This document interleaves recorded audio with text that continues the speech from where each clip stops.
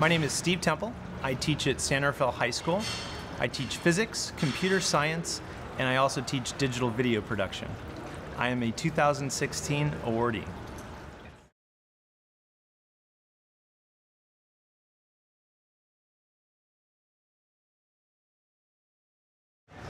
In a couple of my classes, I have a mixed group of students with varying capabilities, and over the years I've tried to figure out, what is the best way of grouping them, because I do a lot of team-based or group-based work in the classroom, and there's a lot of debate around heterogeneous, homogeneous groupings. What is the best way to reach all students?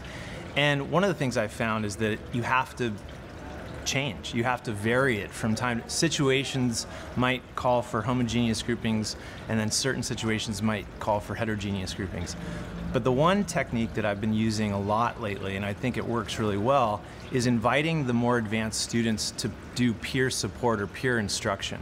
So where that becomes really effective is those students who have an opportunity to actually teach what they've learned. They actually learn themselves through that process and are able to solidify their own knowledge a lot more than if they were to just take that knowledge and be isolated in the classroom. The other thing I've been noticing recently, which is just fantastic, is when a student will start to use language that I'm using during my instruction. So I'm modeling certain types of ways that I teach, which oftentimes is not giving answers, but asking the right questions. And so I'll walk around and see some of these peer supporters not giving answers to their peers, but actually asking them the types of questions that I ask. In fact, I caught a student the other day saying, wait, I'm gonna re-question you because I want to use what Mr. Temple would say, which is really nice, right? That they're getting the idea that the point is to set up a situation where the students can actually learn as opposed to just giving people the answer. And so that type of peer instruction I think has been really helpful, both for the more advanced students and the students that are struggling. And I've seen that in my engineering course, and I've also seen that in my computer programming course. So I think that's a great technique.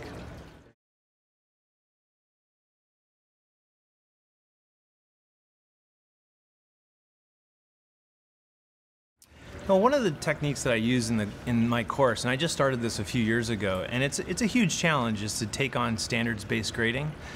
You have to completely change the way that you're setting up your assessments, your grading, and oftentimes there's a huge communication effort that needs to be made with parents and students. But the thing I really like about standards-based grading is that the door is always open for a student to reassess. And of course, you don't want to give them the impression that they don't have to learn along a certain sequence of events, and that there is at some point they have to learn the material.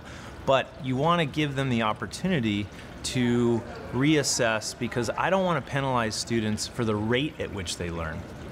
I want to give them opportunities so that if by the end of the year, if they know the material, they know the material, and that's what they should get their grade on, not how quickly they learned it. So one of the things that I've been doing is, if they take an assessment and they don't do particularly well on it, they just have to demonstrate in some way, whether that is showing me that they've gone back through the original assessment and made changes to it, that they're making an effort and they're trying to go back and relearn or learn for the first time that material. They also have to come in, and we set up a one-on-one meeting. They come in for a tutorial session, and so I can prepare them to retake that assessment. Now, it's a different assessment, but it covers the exact same material. And whatever they score on that, I completely replace their previous grade. Because again, I think it's really important to let students know, I don't care what rate you're learning at, I just want you to learn it. We're in this together.